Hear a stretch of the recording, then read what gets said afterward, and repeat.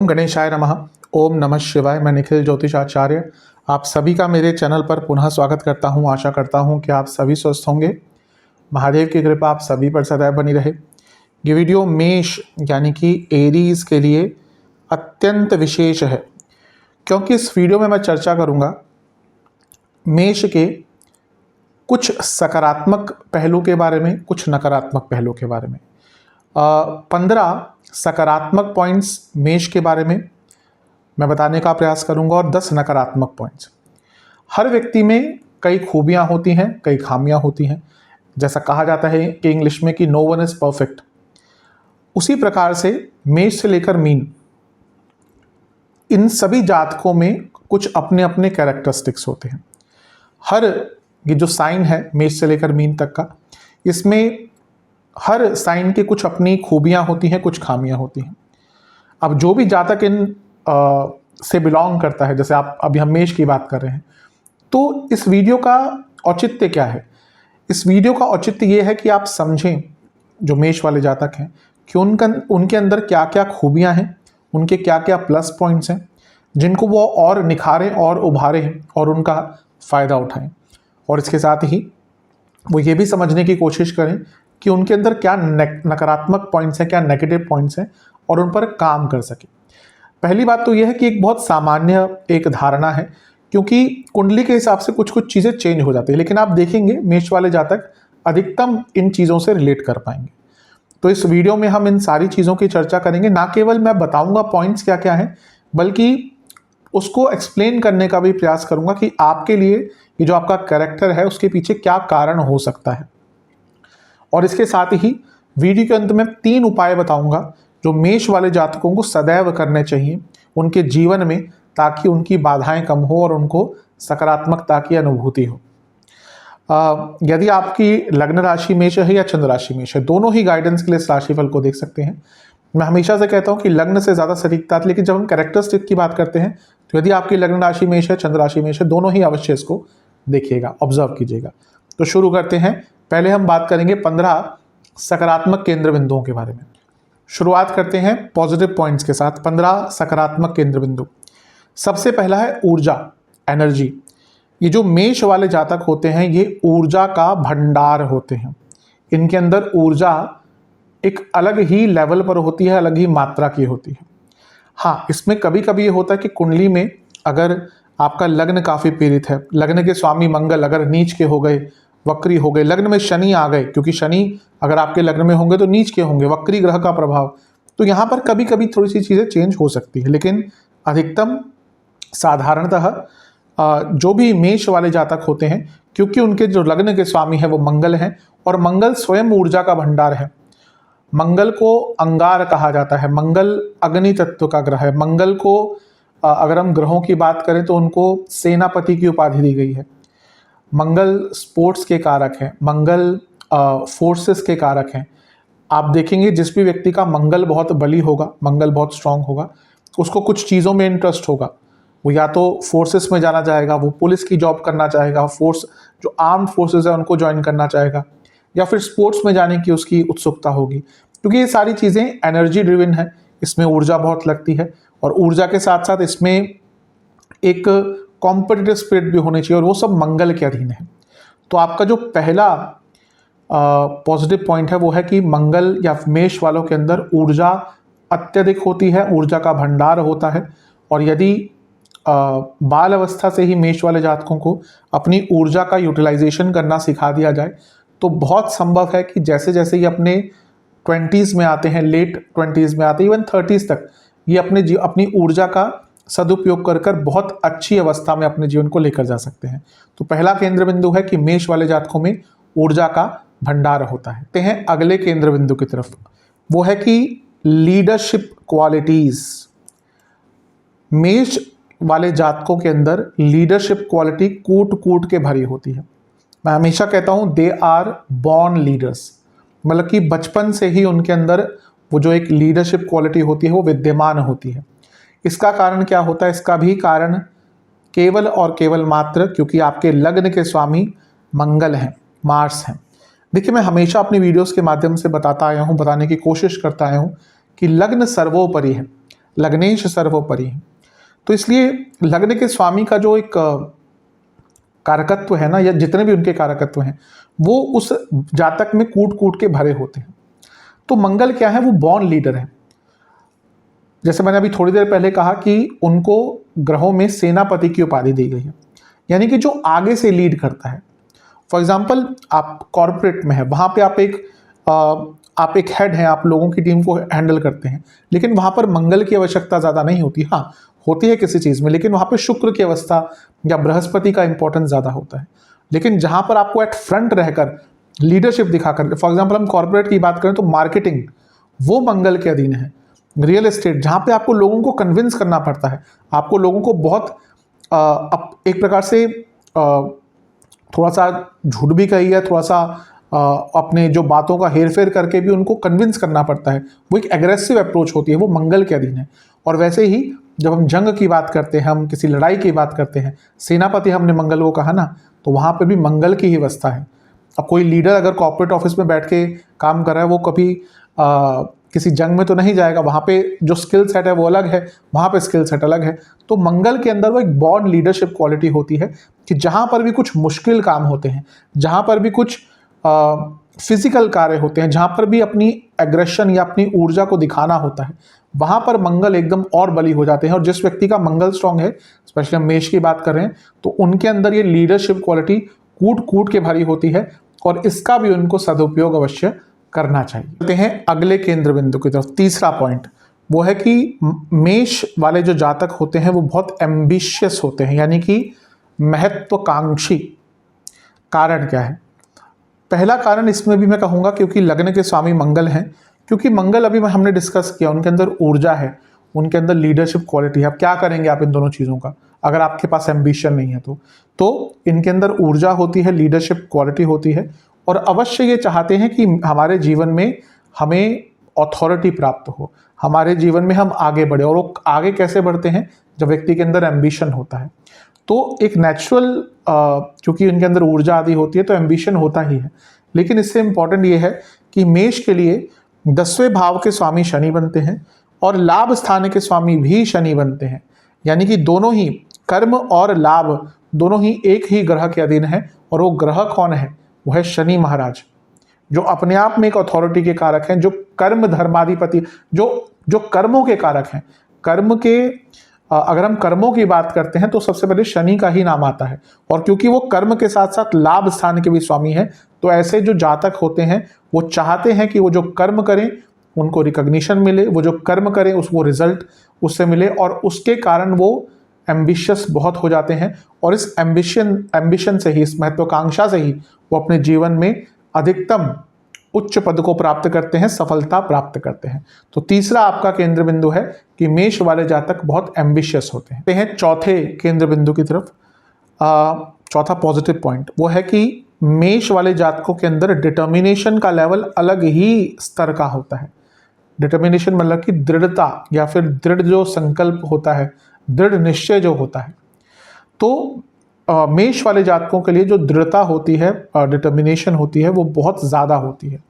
इसका मात्र एक कारण है कि 10वें भाव के स्वामी शनि हैं, और शनि क्या है? डिटर्मिनेशन है, शनि मेहनत है। हम हमेशा कहते हैं, मैं हूँ क्या कोई भी ज्योतिष आप सुनेंगे कि शनि को मेहनत पसंद है, शनि को कामचोरी नापसंद है। इसी तरह से शनि महाराज को डिटर्मिनेशन, यानी कि कोई व्यक्ति अगर अपने काम में पूरा डिटर्मिन होकर कार्य करता है तो वो शनि महाराज के पसंदीदा लोगों में से एक होते हैं। और क्योंकि आपके 10वें घर के स्वामी ही शनि महाराज बनते हैं, जो अपने आप डिटर्मिनेशन के एक सिनोनिम है, पर्यायवाची बनते हैं। तो इसका अर्थ ये है कि जो मेष वाले जातक होते हैं उनके लिए, उनके अंदर जो डिटर्मिनेशन का लेवल होता है, जो उनकी दृढ़ता होती है, वो बहुत उच्च स्तर की होती है। मेरे अनुभव से मैंने ये पाया है कि अर्ली ऑन अराउंड 35-40 तक इनके अंदर डिटर्मिनेशन बहुत ज़्यादा होता है। लेकिन ये मेरा अनुभव है, कहीं लिखा नहीं हुआ, लेकिन मैंने ये देखा है कि आफ्टर दे रीच 40 इनका जो डिटर्मिनेशन लेवल होता है ना, वो ड्रास्टिकली गिरता है। धीरे धीरे करके नहीं, बहुत तेज़ गति से गिरता है, लेकिन एटलीस्ट ये 35-40 की उम्र तक इनका जो डिटर्मिनेशन का लेवल है बहुत हाई होता है। तो अगर आप मेष वाले जातक हैं तो अपने इस डिटर्मिनेशन लेवल का उपयोग कीजिए, इसका फायदा उठाइए। चलते हैं अगले केंद्र बिंदु की तरफ, जो कि है पैशनेट नेचर। इसको हिंदी में कह सकते हैं कि इनके अंदर बहुत जुनून होता है, और ये सत्य है। अब यहाँ पर पैशन कई चीज़ों में दिखता है इनका। इसका पहला कारण मैं बताता हूँ। पहला कारण तो थोड़ा बहुत मंगल के कारण है, क्योंकि जिस व्यक्ति के अंदर ऊर्जा होगी वही तो पैशनेट होगा। अब बिना ऊर्जा के कोई पैशनेट तो ना हो सकता। अब आपके अंदर ऊर्जा ही नहीं है, आप किस चीज़ के बारे में पैशनेट फील करेंगे? नहीं करेंगे। अब फॉर एग्जांपल कई ऐसे लग्न हैं जो बहुत रेयरली पैशनेट फील करते हैं। फॉर एग्जांपल मीन लग्न, वो हर बार अपना जो पैशन है वो जाहिर नहीं करते। लेकिन उसके विपरीत अब मीन क्या है? मीन आखिरी लग्न है, या कहिए कि काल चक्र की आखिरी राशि है। खत्म हो गया वहाँ पर सब कुछ, फिर एक नई ऊर्जा स्टार्ट होती है। इसलिए मेष वाले जातकों में ऊर्जा बहुत होती है, और ऊर्जा के साथ पैशन आता है। क्यों? क्योंकि उनका जो सप्तमेश है वो शुक्र है। शुक्र क्या है? अपने आप में इन सब चीज़ों को दर्शाते हैं। पैशन, इंटीमेसी, कलात्मक चीज़ें, रोमांस, ये सब शुक्र के अधीन है। और शुक्र क्या है? आपके काम त्रिकोण के स्वामी हैं। 3, 7 और 11 ये भाव होते हैं काम त्रिकोण, जो इच्छाएं दर्शाती है। लेकिन सप्तम भाव कहीं ना कहीं आपका जो लाइकिंग्स है, स्पेशली मैं यहाँ पर इंटीमेसी की ही बात ज़्यादा कर रहा हूँ, उसको दर्शाते हैं। वैसे भी मेष वाले आप देखेंगे ना, जहाँ तक हर चीज़ में बहुत पैशनेट होते हैं। कहाँ जाना है, कहीं घूमने जाना है, सबसे पहले ये लोग आएंगे कि हाँ हम प्लान बनाते हैं, हम करेंगे। कुछ स्टार्ट करना है, सबसे पहले ये चीज़ को आगे लेके जाएंगे। और वही चीज़ जैसे मैंने कहा कि फिजिकल इंटीमेसी में भी बहुत लागू होती है। कह सकते हैं they are one of the best partners sexually या फिजिकल इंटीमेसी के लेवल पर। क्योंकि वैसे भी देखा जाए कि मंगल अपने आप में ऊर्जात्मक ग्रह है, और उनका सप्तम भाव शुक्र के है। और मंगल और शुक्र का जो जोड़ी है, भले ही लड़ाई झगड़े होते रहे, लेकिन जो फिजिकल इंटीमेसी के लेवल पर है ना, बहुत अच्छी होती है। जैसे इंग्लिश में कहते भी हैं कि man are from Mars and women are from Venus. तो वैसे ही जो मेष वाले जातक होते हैं, उनके अंदर पैशन, उनके अंदर जुनून किसी भी चीज़ को लेकर और ऑलमोस्ट हर चीज़ को लेकर बहुत ज़्यादा होता है। हमेशा थोड़े से उत्साहित रहते हैं।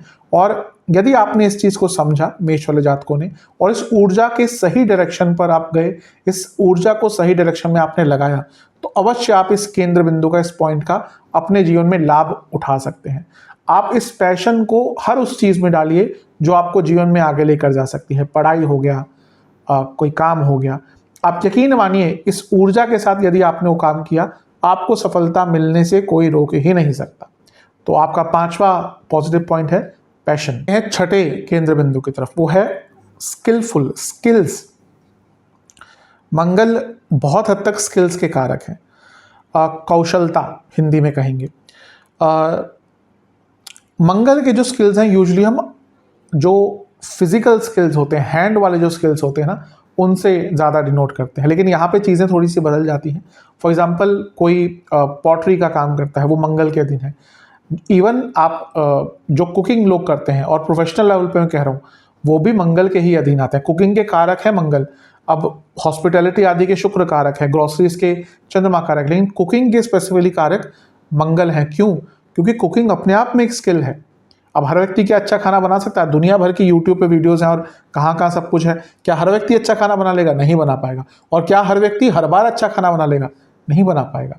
हो सकता है कोई व्यक्ति एक बार खाना बनाना शुरू करे, उसने कुछ रेसिपी देख के बनाई, एक बार तो बहुत अच्छी बन गई, और वही व्यक्ति जब दोबारा जाएगा खाना बनाने, शायद वो उस रेसिपी को ही खराब कर दे। क्यों? क्योंकि खाना बनाना अपने आप में एक स्किल है। वैसे ही मैंने एग्जाम्पल के रूप में दिया है कि मंगल स्किल के कारक है। तो क्योंकि मेष मंगल के अधीन है, तो ये जो मेष वाले जातक होते हैं, इनके पास कोई ना कोई स्किल होती है। और क्योंकि मेष आपके लग्न में ही पड़ती है, यानी कि आप मेष के अधीन ही आते हैं, तो उनके अंदर न केवल फिजिकल स्किल या फिर उसके साथ साथ कोई मेंटल स्किल भी वो डेवलप करते हैं। आप देखेंगे अधिकतम मेष वाले जातक कोई ना कोई इनके पास एक्स्ट्रा स्किल होगी। या तो ये लैंग्वेज कोई और सीखेंगे, या तो ये कोई हाथों की स्किल सीखेंगे, या तो स्पोर्ट्स में कुछ सीखेंगे। इवन म्यूजिक में भी ऐसे लोग कुछ सीख सकते हैं। कोई स्पेशली अगर ऐसे लोग म्यूजिक में जाते हैं, तो ये कोई वाद्य यंत्र यानी कि कोई इंस्ट्रूमेंट बजाने की प्रैक्टिस करते हैं। अब पहले के टाइम में हारमोनियम आदि होते थे, आज के टाइम में गिटार है, बाकी बहुत चीज़ें हैं। तो कुछ ना कुछ ये स्किल अपने जीवन में एक्वायर करते हैं और इनके अंदर वो मादा होता है, इनके अंदर वो क्षमता होती है कि वो स्किल को अपना करियर भी बना ले। अब ये डिपेंड करता है कि कुंडली में इनके लग्नेश यानी कि मंगल कितने स्थिर हैं और चंद्रमा की स्थिति क्या है। लेकिन ऐसे लोगों के अंदर स्किल्स बहुत होती है और ये अपने स्किल का उपयोग कर कर अपने जीवन में बहुत आगे अवश्य बढ़ सकते हैं। तो ये था आपका छठा केंद्र बिंदु। चलते हैं सातवें केंद्र बिंदु की तरफ। सातवां केंद्र बिंदु है रिजल्ट ओरिएंटेड अप्रोच। इस बात को बहुत समझने की आवश्यकता है कि इस पॉइंट का औचित्य क्या है। देखिए, आपके 10वें भाव के स्वामी और 11वें भाव के स्वामी, पहले बता चुका हूँ कुछ 2-3 पॉइंट्स पहले, वो शनि है। अब शनि देव एक ऐसे ग्रह हैं जो फालतू चीज़ों पर टाइम नहीं वेस्ट करना चाहते। अब जैसा मैंने शुरू में कहा था, ये बदल जाता है कभी कभी अगर कुंडली में शनि खराब हो, लेकिन अधिकतम लोगों के लिए ऐसा नहीं हो कि सबके लिए शनि खराब होते हैं। तो क्योंकि आपके वो 10वें और 11वें घर के स्वामी हैं, तो जो मेष वाले जातक होते हैं उनकी अप्रोच क्या होती है कि रिजल्ट लेके आना है। ऐसा नहीं बस कुछ भी काम शुरू कर दिया कि चलो हो जाएगा तो देख लेंगे, नहीं हुआ तो भी देख लेंगे। नहीं, मेष वालों के अंदर ऐसा नहीं होता। ये अगर कोई काम स्टार्ट करते हैं तो दे मेक श्योर कि वो रिजल्ट तक जाए। उसके लिए इनको साम दाम दंड भेद कुछ भी करना पड़े, ऊर्जा लगानी पड़े, मेहनत ज़्यादा करनी पड़े, करते हैं। लेकिन इनका सबसे अच्छा पॉइंट होता है कि इनके अंदर एक रिजल्ट ओरिएंटेड अप्रोच होती है।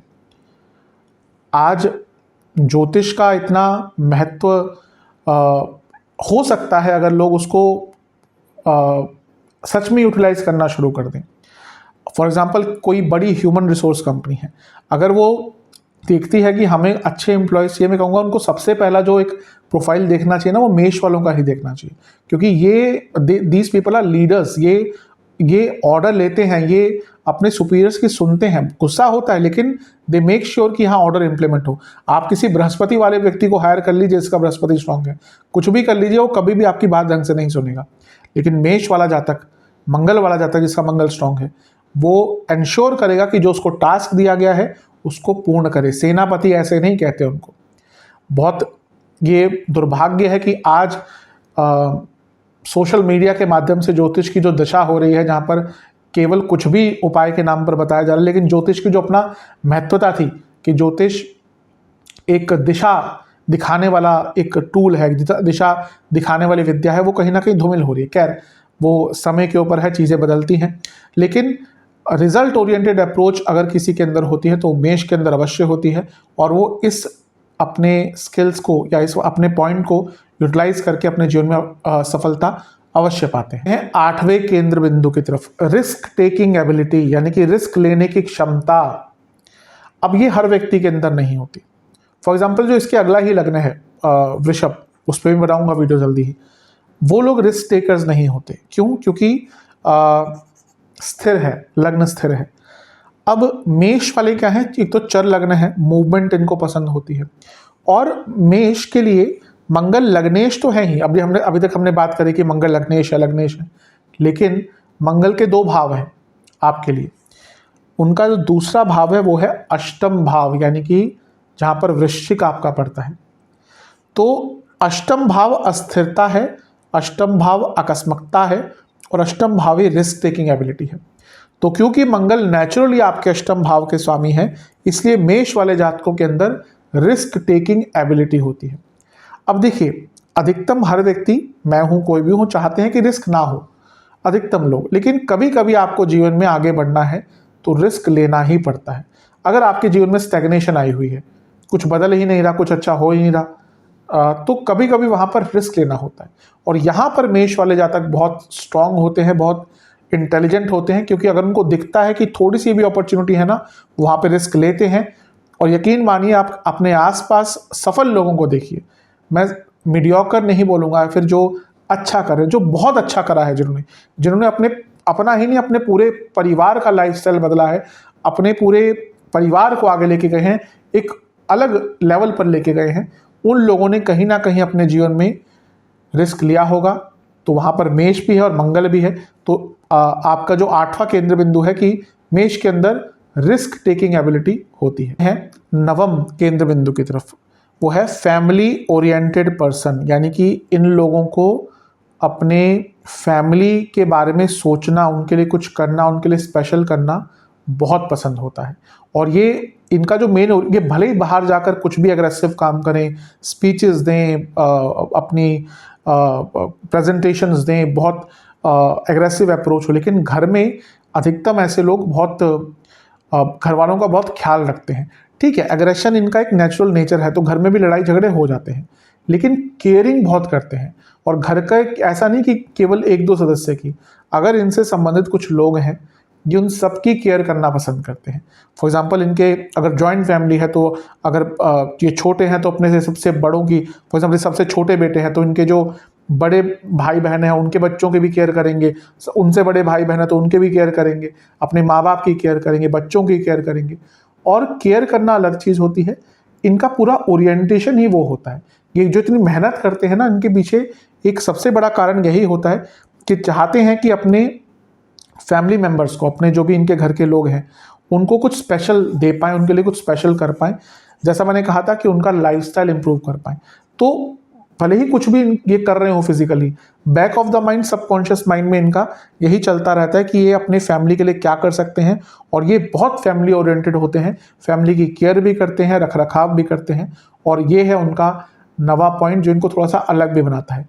एक नेचुरल अप्रोच क्या होती है हमारी, क्या मेष वाला व्यक्ति है तो एग्रेसिव होगा, ठीक है, लेकिन क्या वही उसका आधारीकरण कर सकते हैं कि वो एग्रेसिव है? बहुत चीज़ें होती हैं मेष वाले जातक में, तो उसमें से एक है कि ये बहुत फैमिली ओरिएंटेड होते हैं। 10वें केंद्र बिंदु की तरफ, वो है कि इनका एक और नेचर होता है, वो है बहुत कंपैशनेट। ये लोग बहुत कंपैशनेट होते हैं और सिंपैथेटिक होते हैं, यानी कि इनके अंदर करुणा होती है, लोगों का दुख दर्द समझते हैं और उनको हेल्प भी करते हैं। इसका भी जो प्रथम और फॉरमोस्ट कारण है वो है कि इनके चौथे भाव के स्वामी होते हैं चंद्रमा। अब चंद्र माँ है, माँ आ गया तो करुणा आ गई, माँ आ गया तो प्रोटेक्टिवनेस आ गई, एक मदरली फीलिंग आ गई, एक केयरिंग फीलिंग आ गई, एक ऐसी फीलिंग आ गई कि हाँ, जहाँ पर आपको लोगों की हेल्प करनी है। अब चौथा भाव चंद्रमा का है और चंद्रमा इमोशंस के हैं कारक, और चौथा भाव भी इमोशंस का है। तो ये लोग बहुत इमोशनल होते ही हैं और उसके साथ साथ कंपैशनेट होते हैं, ये लोगों की मदद करते हैं। और मैंने देखा है ये ऐसे लोग होते हैं कि मदद करते हैं तो गुणगान नहीं करते। कई लोग होते हैं 100 रुपये दान करते हैं, गिनाते ऐसे जैसे लाखों का कुछ दान कर दिया हो। और ये मेष वाले ऐसे होते हैं, कुछ और भी 2-3 लग्न होते हैं, वो लाख का दान कर देंगे लेकिन किसी को पता नहीं चलने देंगे। उनमें से एक मेष वाले ही जातक होते हैं। वो इसलिए क्योंकि इनके अंदर कंपैशन होता है, ये लोगों का दुख दर्द समझते हैं। मैं ऐसे कई मेष के जातकों जानता हूँ, जिनको मैंने, देखिए ज्योतिष ऑब्जर्वेशन का गेम है, तो मैंने कई ऐसे मेष वाले जातकों को देखा, वो भले लोगों से ना बहुत आराम से बात ना करते हो, थोड़ा सा रूड भी हो सकते हैं, एग्रेसिव भी हो सकते हैं, लेकिन वो जानवरों से बहुत आराम से यार बहुत प्यार से बात करते हैं, उनके लिए उनको हेल्प करते हैं, उनको फीड करते हैं, डोनेट करते हैं उनके लिए। तो वो कंपैशन कहाँ से आता है कि आप एक बेजुबान चीज़ की तरफ, एक बेजुबान जानवर की तरफ आप एक करुणा का भाव रख रहे हैं, वो वहाँ से तो आपको कुछ नहीं प्राप्त होगा, केवल प्यार ही प्राप्त हो सकता है। तो वो वही व्यक्ति कर सकता है जिसके अंदर सच में कंपैशन है। हाँ, मेष वाले मैं ये कहूँगा मिसअंडरस्टूड होते हैं, क्योंकि इमोशनल होते हैं, एग्रेसिव होते हैं, तो मिसअंडरस्टूड भी होते हैं। कई बार इनको गलत समझा जाता है इनके नेचर के कारण, लेकिन ये बहुत कंपैशनेट होते हैं, करुणा से भरे होते हैं, इनका मन बहुत करुणात्मक होता है। तो यही आपका 10वां पॉइंट है। अब इसको भी आप यूटिलाइज कर सकते हैं अपने किसी अच्छी चीज़ के लिए। अगर आपको कुछ एनजीओ खोलना है, अगर आप कुछ सोशली करना चाहते हैं, तो वो भाव है आपके अंदर और वो भाव के कारण ही आप आगे बढ़ सकते हैं। 11वें केंद्र बिंदु की तरफ, 11वां केंद्र बिंदु है कि जो मेष वाले जातक होते हैं वो इनिशिएटर्स होते हैं, मतलब कि चीज़ों को शुरुआत करने वाले। अब ठीक है, ऐसा तो नहीं होता कि आपके हर कार्य में आपको सफलता मिलेगी, लेकिन इनके अंदर एक खूबी अवश्य होती है कि काम शुरू कर देते हैं, फिर वो पूरा हो ना हो वो किस्मत पर, बाकी चीज़ों पर, सर्कमस्टांसेस पर डिपेंड करता है। लेकिन अगर इनके मन में कुछ आता है तो उसको इनिशिएट कर देते हैं, शुरू कर देते हैं। कई ऐसे लग्न होते हैं जैसे द्विस्वभाव वाले जितने भी लग्न हैं, 3, 6, 9, 12, इनके अंदर बहुत टैलेंट होता है, बहुत प्लानिंग होती है, लेकिन ये लोग स्टार्ट नहीं करते, कई बार हिचक कर रह जाते हैं। लेकिन मेष के अंदर वो नहीं है, ऊर्जा है, मंगल का तत्व है, तो ये लोग स्टार्ट कर देते हैं और उसी चक्कर में कभी कभी इनको सफलता भी मिल जाती है।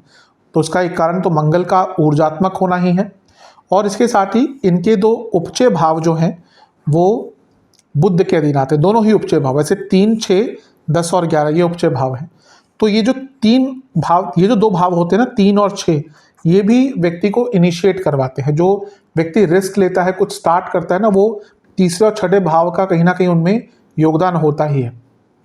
तो क्योंकि मंगल इनके लगने के स्वामी है, जो ऊर्जा है, कॉन्फिडेंस है, और बुध इनके तीसरे और छठे भाव के स्वामी है, जो दोनों ही उपचय भाव हैं। और क्योंकि बुध है, यानी कि वो चीज़ों को एनालाइज भी कर लेते हैं। ऐसा नहीं कि आपको लगेगा कि शायद वो ऐसे ही स्टार्ट कर दे, लेकिन कहीं ना कहीं वो एनालाइज करते हैं, देखते हैं कि चलो भाई थोड़ा सा तो यहाँ पे काम बन सकता है, और फिर उसमें ही अपनी पूरी ऊर्जा झोंक देते हैं। तो ये है आपका 11वां पॉजिटिव पॉइंट। अब चलते हैं अगले केंद्र बिंदु की तरफ। वो है, खैर इस पे मैं ज़्यादा जोर नहीं दूंगा क्योंकि सबको पता ही है और मैं इतना कुछ बता ही चुका हूँ कि कॉन्फिडेंस। 12वां केंद्र बिंदु क्या है? कॉन्फिडेंस। जो मंगल वाले जातक होते हैं, क्योंकि हम मेष की बात करें और मेष के लग्नेश क्या है? मंगल ही है, मार्स। तो मंगल अपने आप में कॉन्फिडेंस का प्रतीक है, जिसका मंगल, अब ये केवल मेष पे एप्लीकेबल नहीं होता, किसी पे भी एप्लीकेबल होता है जिसका मंगल का प्रभाव बहुत है। मंगल लग्न में बैठे हैं, मंगल 10वें में है, सप्तम में है, तीसरे में है, छठे में है, बहुत हद तक 11वें में भी, ऐसे जातकों का कॉन्फिडेंस लेवल हाई होता है। और इसके साथ ही क्योंकि वो आपके लग्नेश है स्वयं, तो मेष वाले जातकों के अंदर कॉन्फिडेंस बहुत हाई होता है। तो इस कॉन्फिडेंस पर काम करते रहिए, इस कॉन्फिडेंस को और सुचारू रूप से यूटिलाइज कीजिए। ये जो ऊर्जा है इसको संचारित कीजिए, संचलित कीजिए और इसका उपयोग कीजिए। तो 12वां केंद्र बिंदु है कॉन्फिडेंस। है 13वें केंद्र बिंदु की तरफ, वो है कि इनका जो नेचर होता है ना, वो बहुत रिलीजियस होता है, धार्मिक प्रवृत्ति होती है और चैरिटेबल भी होते हैं, यानी कि दान पुण्य भी करते हैं। कारण क्या है? नवम भाव धर्म का है और वो राशि किसकी बढ़ती है वहां पर इनके लिए? धनु, जो क्या है? बृहस्पति की राशि, यानी कि बृहस्पति क्या है? धर्म के कारक। और 12वां भाव भी कहीं ना कहीं मोक्ष का है, तीर्थ स्थलों का है, दान पुण्य का है। तो ये भी बृहस्पति के अधीन है, यानी कि धर्म, दोनों ही ये स्थान क्या है? बृहस्पति के हैं मेष के लिए, और धर्म का कारक हैं बृहस्पति महाराज। तो ऐसे लोग बहुत धार्मिक होते हैं, और ना केवल धार्मिक होते हैं, ये धर्म की अवहेलना नहीं करते, ये धर्म की इज्जत करते हैं। पुनः कहूँगा, कभी कभी चीज़ें बदल जाती है। अगर कुंडली खराब है, राहु का बहुत प्रभाव है, तो ऐसे लोग एंटी रिलीजियस भी हो सकते हैं। लेकिन अधिकतम ऐसे लोग जो मेष वाले होते हैं रिलीजियस होते हैं, ये ईश्वर में मानते हैं, उनका ना केवल ईश्वर, ये गुरुजन की बहुत इज्जत करते हैं। जो भी इनको कोई गुरु मिलता है, वो कोई पंडित जी हों, कोई पौराहित्य करने वाले हों, कोई कर्मकांड करने वाले हों, इनके टीचर्स हों, इनके गुरुजन हों, ज्योतिष हो, ये इन सब की बहुत इज्जत करते हैं और वो इनके नेचर में झलकता है। ये ईश्वर में बहुत आस्था रखते हैं और साथ में बहुत चैरिटी भी करते हैं। धार्मिक कार्यों, बाकी की चीज़ों के लिए भी करते हैं, लेकिन ये धार्मिक कार्यों के लिए भी चैरिटी करते हैं। कोई भी मंदिर बन रहा है, उस जिनको दिख गया तो ये डोनेट करेंगे। कोई धार्मिक कार्य हो रहा है, कहीं मंदिर में प्राण प्रतिष्ठा होनी है, कोई मूर्ति की स्थापना होनी है, तो वहाँ पर ये सबसे पहले जाकर डोनेट करेंगे। तो ये 13वां इनका पॉइंट है कि ये रिलीजियस भी होते हैं और चैरिटेबल भी होते हैं। चलते हैं अगले केंद्र बिंदु की तरफ, जो कि है 14वां पॉइंट, वो है वाइटैलिटी, यानी कि इनके अंदर स्ट्रेंथ बहुत होती है, शारीरिक क्षमता इनकी बहुत अच्छी होती है। और ना केवल वो, इनकी रिकवरी पावर भी बहुत अच्छी होती है। कोई ऐसा व्यक्ति जो जिसका मंगल का बहुत प्रभाव है, उनको चोट चपेट लगती रहती है, लेकिन अगर मंगल स्ट्रांग है तो वो उनकी हीलिंग और रिकवरी पावर भी बहुत ज़्यादा होती है। तो 14वां पॉइंट यही है कि इनके अंदर ऊर्जा तो होती है, साथ में शारीरिक क्षमता, शारीरिक बल इनके अंदर बहुत होता है। आप देखेंगे अधिकतम मेष वाले जातक है जिनका मंगल बहुत बली है, ये जिम जाया करते हैं या कोई ना कोई फिजिकल एक्सरसाइज करना पसंद करते हैं, क्योंकि वो इनका एक नेचर होता है और उसी के कारण इनकी बॉडी में स्ट्रेंथ होती है। आप कई लोगों को देख लीजिए जो बचपन में स्पोर्ट्स खेलते हैं, ठीक है, एज के साथ फैट बढ़ता है, बॉडी में वीकनेस आती है, लेकिन उनका डील डॉल, उनका जो बनावट है बॉडी की अलग से दिख जाती है, स्ट्रेंथ अलग से दिख जाती है। आप किसी पहलवान को देख लीजिए जो बचपन से अखाड़े में जाते रहे हैं, ठीक है, आगे चलकर वो बाकी चीज़ें करते हैं, बॉडी फैट बढ़ जाता है, थोड़े से बल्कि भी कभी कभी होते हैं, लेकिन उनके अंदर ताकत बहुत होती है। और वही चीज़ आप फोर्सेस वाले लोगों के, जो लोग फौज में होते हैं, मैं कई ऐसे फौज वाले लोगों को जानता हूँ जो may be they are in their 60s, but वो अच्छे यंगस्टर्स को फेल कर देंगे अपनी स्ट्रेंथ से, अपने स्टेमिना से। तो जो 14वां पॉइंट है मेष के लिए कि उनके अंदर वाइटैलिटी, स्ट्रेंथ, जो उनकी पावर होती है, शारीरिक क्षमता बहुत होती है और रिकवरी पावर भी इनके अंदर बहुत अच्छी होती है। 15वें केंद्र बिंदु की तरफ, वो ये है कि जो मेष वाले जातक होते हैं ना, ये सेल्फ इंस्पायर्ड होते हैं। इनको यूजुअली इंस्पिरेशन की आवश्यकता कोई होती नहीं है। कारण इसका क्या है? एक तो मंगल की ऊर्जा, मंगल का एक्साइटमेंट। दूसरा, इनके पंचम के स्वामी और नवम के स्वामी क्या है? पंचम के हैं सूर्य, नवम के हैं बृहस्पति। सूर्य प्रकाश है। इन दोनों भावों को क्यों ले रहा हूं? क्योंकि ये दो भाव आपके ना इंस्पिरेशन के भाव होते हैं। आपका सोचने का तरीका क्या है, आपका थॉट प्रोसेस क्या है, वो पंचम भाव से आता है। और पंचम से पंचम यानी कि नवम भाव भी उसका रिस्पॉन्सिबल होता है। तो ये दोनों ही भाव सूर्य के हैं, सूर्य प्रकाश हैं, और बृहस्पति तो खुद गुरु हैं। तो इनको ज़्यादा इंस्पिरेशन की आवश्यकता नहीं होती। ये सेल्फ इंस्पायर्ड लोग होते हैं, और आज के टाइम में जो सेल्फ इंस्पायर्ड है ना, उसको आगे बढ़ने से कोई रोक नहीं सकता। तो ये 15 हमने पॉजिटिव चीज़ों की बात कर ली। अब बहुत इंपॉर्टेंट है कि नकारात्मक चीज़ों की बात कर ले, क्योंकि उस पर काम करना ज़्यादा आवश्यक है। बात करते हैं कुछ नेगेटिव पॉइंट्स की। पहला है एग्रेशन। एक नेचुरल टेंडेंसी होती है मेष वालों की, क्योंकि मंगल उनके लगने के स्वामी है, कि उनके अंदर एग्रेशन होता है और थोड़ा सा ज़्यादा होता है। तो सबसे इम्पॉर्टेंट ये है कि मेष वाले जातक अपने एग्रेशन को कंट्रोल करना सीखें, अपने गुस्से को कंट्रोल करना सीखें। मेष के अंदर ऊर्जा होती है, कोई बात ये छुपी नहीं है, तो उसको यूटिलाइज कीजिए। उसको यूटिलाइज नहीं कीजिए, उसको चैनलाइज कीजिए। आप कोई ना कोई स्पोर्ट्स खेला कीजिए, आप कोई ना कोई जिम एक्टिविटी किया कीजिए, आप योग किया कीजिए। योग से तो फिजिकली और मेंटल दोनों ही स्पेस में आपको कंट्रोल आएगा। तो इस ऊर्जा पर आपको पहले से ही, बचपन से ही कंट्रोल करना सीखना पड़ेगा। और इवन अगर आप बड़े भी हो चुके हैं, क्योंकि हर दर्जे के लोग देखेंगे इस वीडियो को, तो हर उम्र के लोग देखेंगे, तो अपने एग्रेशन पर कंट्रोल आपको करना अनिवार्य होगा। क्योंकि मैंने देखा है मेष वालों के साथ, बहुत अच्छे अच्छे इनके अंदर कैरेक्टरिस्टिक्स होते हैं, बहुत खूबियाँ होती हैं, लेकिन वो जो गुस्सा इनका आता है ना, तो वो सारी खूबियाँ किसी के लिए 100 चीज़ें अच्छी कर देंगे, फिर गुस्से में कुछ ऐसी चीज़ें बोल देंगे, कर देंगे, कि वो जो 100 चीज़ें अच्छी करी है ना, उस पर जो एक आपने गुस्से में चीज़ें करी है ना, या गुस्से में जो नकारात्मक किया, वो हावी हो जाता है। तो अपने एग्रेशन पर कंट्रोल कीजिए, अवश्य सफलता प्राप्त करेंगे। अगला नेगेटिव पॉइंट है इम्पल्सिवनेस। इनके अंदर बहुत जल्दबाजी रहती है, ये हर चीज़ को लेकर बहुत इम्पल्सिव होते हैं। आप किसी भी मेष वाले व्यक्ति को बोलिए कि भैया 7 बजे आना है, शाम के 7 PM इस जगह पे पहुंच जाना, मिलेंगे 7 बजे, 6:30 पाएंगे आपको वहाँ पे, फिर बोलेंगे तुम लेट क्यों हैं। तो ये इम्पल्सिवनेस होती है। अब ठीक है, लेकिन कहीं कहीं पे ये प्रभावित कर जाती है। ये कभी कभी बहुत गलत निर्णय ले लेते हैं, पर्सनल लाइफ से रिलेटेड, फाइनेंशियल लाइफ से रिलेटेड, प्रोफेशनल लाइफ से रिलेटेड। तो अनिवार्य क्या है कि कोई भी निर्णय लेने हो, जल्दबाजी में ना लें, गुस्से में ना लें, उसको एनालाइज करें, लोगों से पूछें, और उन लोगों से जो उसके बारे में नॉलेज रखते हैं या जिन पर आप भरोसा करते हैं, फिर किसी भी बड़े निर्णय पे लें। तो दूसरा पॉइंट ये है कि बहुत इम्पल्सिव होते हैं, जल्दबाजी में रहते हैं, इम्पल्सिव निर्णय लेते हैं, उसके कारण नुकसान भी भुगतते हैं। तो इस पर काम करने की आवश्यकता है। तीसरे केंद्र बिंदु की तरफ चलते हैं। बहुत इंपॉर्टेंट है उनके लिए जो कार्य करते हैं, जॉब करते हैं। ऑफिस पॉलिटिक्स बहुत तंग करती है मेष वालों को। प्रॉब्लम ये है कि इनको समझ ही नहीं आता कि ऑफिस पॉलिटिक्स क्या होती है। क्यों?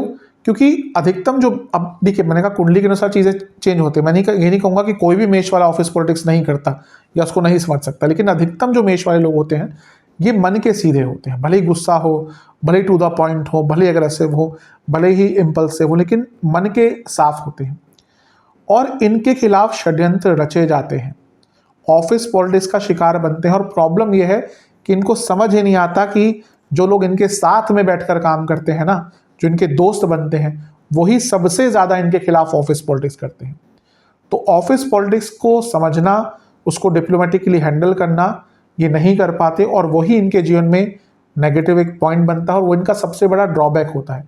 क्योंकि मैंने कई मेष लगने के जातकों को देखा है जो अच्छा करते हैं, स्किलफुल हैं, लेकिन ऑफिस पॉलिटिक्स के चलते अपने जीवन में कहीं ना कहीं रुक कर रह जाते हैं या आगे नहीं बढ़ पाते। तो ऑफिस पॉलिटिक्स पर आपको काम करना सीखना चाहिए। चलते हैं चौथे नेगेटिव पॉइंट की तरफ। वो है कि इनके साथ धोखाधड़ी बहुत होती है, दे गेट चीटेड अलॉट। इसका कारण क्या है? सबसे पहला कारण है कि इनके चौथे भाव के स्वामी, यानी कि इमोशंस के स्वामी चंद्रमा हैं, जो अपने आप में मन के कारक हैं, सौम्यता है, चंद्र में माँ है, यानी कि ये किसी का दुख दर्द नहीं देख सकते, और वहीं पे इनका लोग फ़ायदा उठाते हैं। मैंने कई बार देखा है, लोग इनको झूठी कहानियाँ सुनाकर ना इनका फ़ायदा उठा जाते हैं। फॉर एग्जाम्पल मेष वाले लोग हैं, इनके घर में अगर कोई कार्य करता है, वो अपनी झूठी कहानी सुनाएंगे, इनसे पैसे लेंगे, फिर भाग जाएंगे।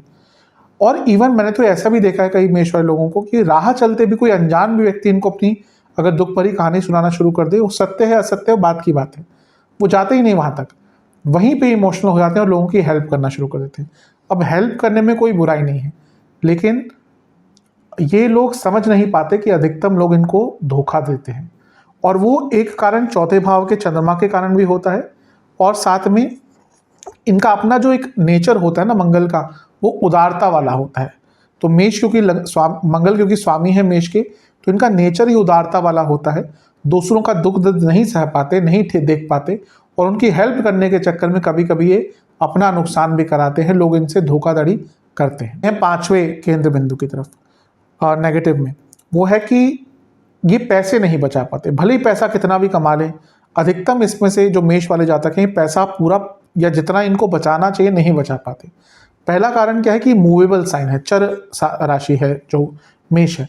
अब जितने भी चर लग्न होते हैं ना, 1, 4, 7 और 10, इनके पास पैसा 10, कैप्रिकॉर्न में थोड़ा सा अलग चीज़ें होती है, लेकिन बाकी जो 3 है इनके पास पैसा थोड़ा सा आराम से टिकता नहीं है, क्योंकि चर है, चर मतलब कि मूवेबल, तो इनके पास पैसा आराम से नहीं टिकता। दूसरा, मंगल इनके लग्न के स्वामी है। अब मंगल वाले क्या बिलीव करते हैं कि पैसे कमाओ और एंजॉय करो, वो ये नहीं सोचते कि कल क्या हो सकता है क्या नहीं हो सकता। जैसा मैंने कहा, एक उदारता होती है इनके अंदर, साथ ही में एक इंग्लिश में लाइन होती है लार्जर देन लाइफ, कि इनको ना बड़ी अपने जीवन को एंजॉय करना पसंद होता है, लोगों की भी हेल्प करते हैं, अपने जीवन को भी एंजॉय करते हैं। इसलिए अधिकतम मैंने ऐसा देखा है कि लोग पैसा भले ही बहुत कमाएं, लेकिन पैसा उस हिसाब से बचा नहीं पाते, और कभी कभी अगर कोई बुरी दशा आ गई और सेविंग्स नहीं है, तो फिर वो उनके जीवन में एक नेगेटिव इम्पैक्ट भी डाल सकती है चीज़ें। चलते हैं छठे केंद्र बिंदु की तरफ, वो है जेलसी और कंपैरिजंस।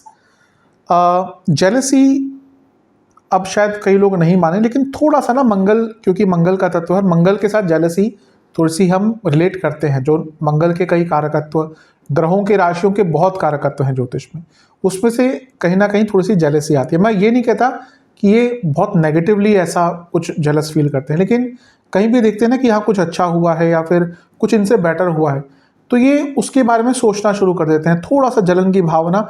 और मैं उसको जेलसी भी पूरा नहीं कहूँगा, मैं ज़्यादा उसको कंपैरिजंस में रखूँगा, कहीं ना कहीं दोनों की मध्यता में रखूँगा, कि थोड़ा सा जलन की भावना होती है, लेकिन फिर कंपेयर करना शुरू कर देते हैं, अच्छा उसके पास तो ये है, मेरे पास ये कुछ नहीं है। और फिर उसके कारण क्या होता है कि ये अपने जीवन पर एक नकारात्मक प्रभाव डालते हैं। और उसका एक और कारण ये है कि सप्तम जो भाव है वो शुक्र का है, और शुक्र ये काम त्रिकोण का भाव है, यानी कि इच्छाएं बहुत होती हैं, और जब इच्छाएं बढ़ेंगी, कंपैरिजंस आप करेंगे, तो अवश्य थोड़ी सी जेलसी होगी थोड़ा सा। और जब आप कंपैरिजंस करना शुरू करते हैं ना, तो जीवन में कभी भी आप मान के चलिए आप खुश नहीं रह सकते। जो व्यक्ति कंपेयर करता है वो कभी खुश रह ही नहीं सकता, क्योंकि आपको नहीं पता उस व्यक्ति की बैकग्राउंड क्या है। हो सकता है कोई व्यक्ति बचपन से ही बहुत अमीर हो, उसके पास सब कुछ हो, अब आप उसको देखकर ये सोचना शुरू कर दिए कि हमारे पास इतना नहीं है, उसके पास है। या फिर आप किसी नीचे वाले व्यक्ति को देखेंगे, उसको लेकर आपके अंदर एक ईगो आ जाएगा। इसलिए कंपैरिजंस नहीं करने चाहिए। हाँ, अगर कंपैरिजन करना है तो किसी के अच्छी क्वालिटी को लेकर कीजिए, कि हाँ वो यहाँ पर उसने ये अचीव किया है, मेहनत से किया है, स्किल से किया है, वहाँ पे कंपैरिजंस कीजिए। लेकिन दूसरों को लाइफस्टाइल आदि को से कंपैरिजंस करना नहीं चाहिए मेष वालों को, वरना अपने ही जीवन की खुशियों को खो बैठते हैं। चलते हैं अगले केंद्र बिंदु की तरफ, जो कि है मेंटल इश्यूज। अधिकतम जो मेष वाले जातक होते हैं उनको कोई ना कोई छोटा मोटा मानसिक विकार होता ही है। वो डिपेंड करता है कि वो कितना बड़ा हो सकता है, वो डिपेंड करता है कि लग्न में कौन से ग्रह बैठे हैं, चंद्रमा की स्थिति कैसी है, लग्नेश की स्थिति कैसी है, मंगल की। लेकिन अधिकतम मेष वाले जातकों को कोई ना कोई छोटा मोटा मानसिक विकार होता है। वो स्लीप डिसऑर्डर भी हो सकते हैं, एंग्जाइटी, ओवरथिंकिंग, ओसीडी, ये सब कुछ ना कुछ इसमें से होता ही है। और जैसे मैंने कहा, डिपेंड करता है कुंडली कैसी है, तो उसकी जो इंटेंसिटी है वो बढ़ती रहती है। इसका एक कारण है कि लग्न के स्वामी मंगल हैं, तो मंगल की ऊर्जा को व्यक्ति जो उनकी मानसिक ऊर्जा है कभी कभी नहीं बर्दाश्त कर पाता। और मंगल यही अष्टम के स्वामी भी हैं, जो मानसिक अस्थिरता देते हैं।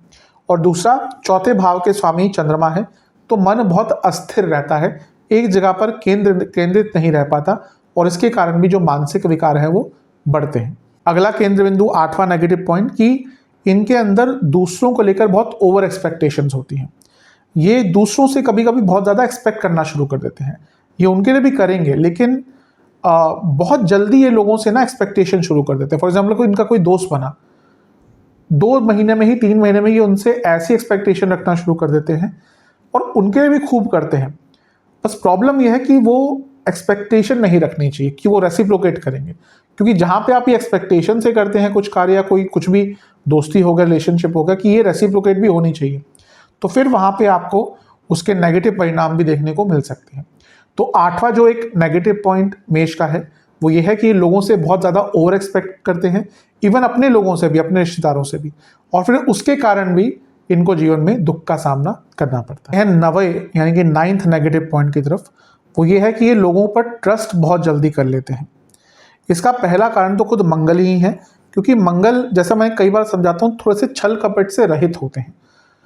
कुंडली में चीज़ें बदलती हैं तो कह नहीं सकते कि 100% ऐसे ही लोग होते हैं, लेकिन अधिकतम मेष वाले जातक जो छल कपट से रहित होते हैं, ये किसी के लिए या जैसे होते हैं या जैसा बिहेव करते हैं वैसे ही मन में भी होते हैं, तो थोड़ा छल कपट से दूर रहते हैं।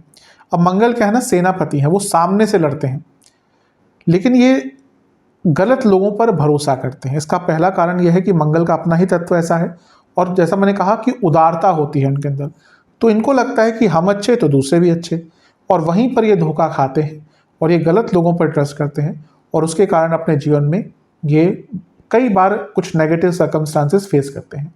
और एक और कारण फिर से है, चौथा भाव का स्वामी इनके चंद्रमा है, तो ये बहुत ज़्यादा आराम से लोगों की बातों में आ जाते हैं, और उनकी बातों को समझ या उनकी बातों के मतलब को नहीं समझ पाते, और इसी कारण ये गलत लोगों पर ट्रस्ट करके अपने जीवन में कुछ ना कुछ नेगेटिव फेस करते हैं। 10वें नेगेटिव पॉइंट की तरफ, जो कि है कि ये बहुत ज़्यादा वर्कहॉलिक होते हैं। इसका कारण क्या होता है कि इनके 10वें घर के स्वामी जो कर्म का स्थान है, और 11वें घर के स्वामी जो लाभ का स्थान है, दोनों ही शनि के अधीन है।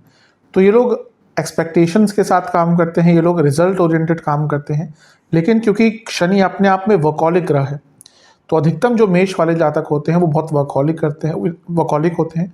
उसके कारण कभी कभी क्या होता है ना कि ये अपनों के लिए बहुत अचीव करते हैं, बहुत उनको सुख देते हैं, लेकिन अपनी जो जीवन की छोटी छोटी खुशियाँ होती है ना, कि घर में कोई पार्टी है वहाँ पे टाइम देना, घर में किसी का बर्थडे है, घर में घर वालों को लोगों के साथ कोई स्मॉल ट्रिप प्लान करना, वो जो जीवन की छोटी छोटी लेकिन बहुत महत्वपूर्ण खुशियाँ होती है, उसको खो बैठते हैं। तो जो मेष वाले जातक है उनको अपने वर्कहॉलिक नेचर पर काम अवश्य करना चाहिए। एक बैलेंस लाने की जीवन में आवश्यकता होती है इनको, कि हाँ, काम इम्पॉर्टेंट है, सबके लिए काम इम्पॉर्टेंट होता है, लेकिन थोड़ा बहुत आपको अपने जीवन की, और मैं केवल फैमिली की उससे नहीं कह रहा, आपको क्या अच्छा लगता है वो भी कीजिए, आपकी क्या पसंद है, आपको क्या करना अच्छा लगता है, उस पर भी ध्यान इनको अवश्य देना चाहिए, ताकि जीवन में एक समन्वय, एक बैलेंस बना रहे। तो ये 10 नेगेटिव केंद्र बिंदु थे। अब 3 ऐसे उपायों की बात कर लेते हैं जो हमेशा मेष वाले जातकों को करने चाहिए, ताकि उनके जीवन में स्थिरता बनी रहे। 3 ऐसे उपाय मैं आपको बताऊंगा जो सरल उपाय हैं, सामान्य उपाय हैं, लेकिन मेष वालों को अवश्य सदैव करने चाहिए। पहला है, आपको नियमित तौर से ओम भूमि पुत्राय नमः मंत्र का जाप करना चाहिए। अब कितना करना है, कैसे करना है, ये आपके ऊपर है। मैं कहूँगा कि 108 माला किया कीजिए, रोज़ नहीं हो 108 बार किया कीजिए एक माला रुद्राक्ष की। रोज़ नहीं होता तो एटलीस्ट मंगलवार को अवश्य किया कीजिए, या शनिवार को भी किया कीजिए। दूसरा है, आपको नियमित तौर पे बजरंग बली को गुड़ का भोग लगाना चाहिए, जो देसी गुड़ होता है, जो एकदम प्योर गुड़ होता है। केमिकल वाला भी आता है, एक देसी गुड़ होता है, मिलना थोड़ा मुश्किल है, लेकिन कोशिश कीजिए देसी गुड़ का बजरंग बली को अवश्य भोग लगाया कीजिए हर मंगलवार को। और तीसरा है, आपको नियमित तौर से घी का दान करना चाहिए। मंदिर में घी का दान, किसी भी ऐसी जगह पर जहाँ पे उसका सदुपयोग हो जाए, आपको घी का दान अवश्य करना चाहिए। तो ये 3 उपाय करेंगे, अवश्य आपको जीवन में सकारात्मकता की अनुभूति होगी। आशा करता हूँ कि वीडियो आपके काम आएगा, जो इसका औचित्य था बनाने का वो आपको पसंद आएगा, आपके काम आएगा। चैनल पर नए हैं, सब्सक्राइब कर लीजिए, वीडियो को लाइक कर लीजिए। मिलता हूँ अगली वीडियो में, तब तक के लिए ओम नमः।